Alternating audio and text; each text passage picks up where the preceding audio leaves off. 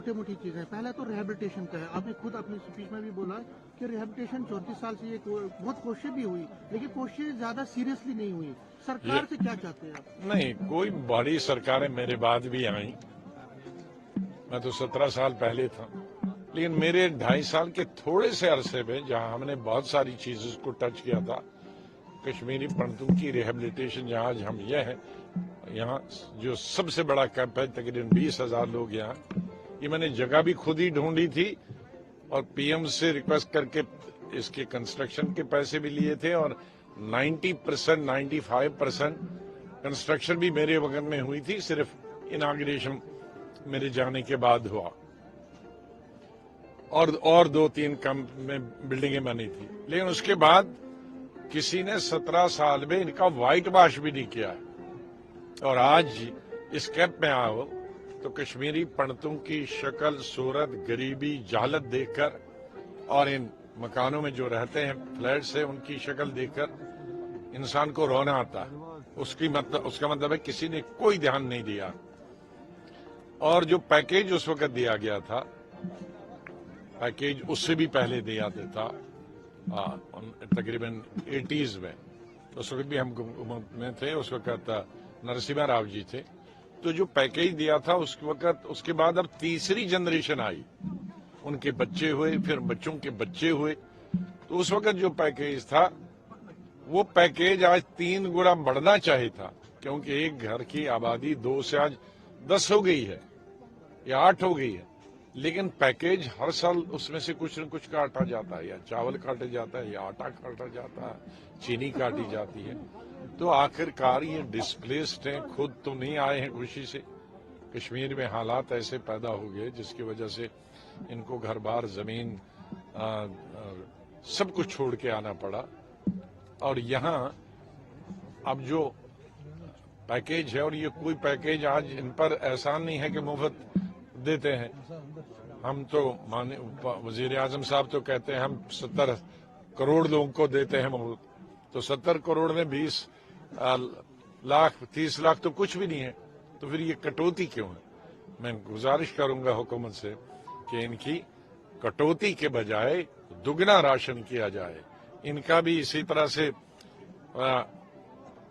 کچھ اور لوگوں کے بھی کاٹے ہیں، جیسے ایس ٹی کے کچھ لوگوں کے بھی، وہ بھی در در پھر رہے، وہ کل 1200 ہے، ان کے بھی ان کا بند ہی کر دیا.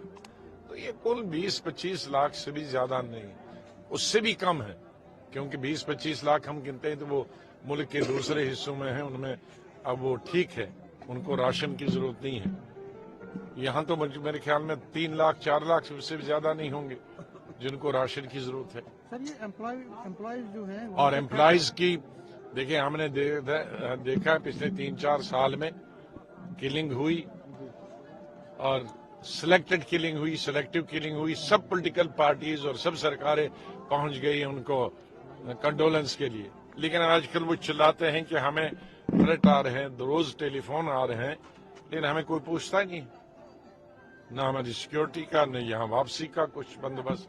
لہذا ٹاپ پریارٹی پہ سرکار کو راشن اور یہ جو امپلائیز ہیں کشمیری میں، ان کی سیکیورٹی کا دیکھنا. یہاں پہ منتری آنے والے ہیں، کتنی بڑی امیدیں ہیں سر آپ کو؟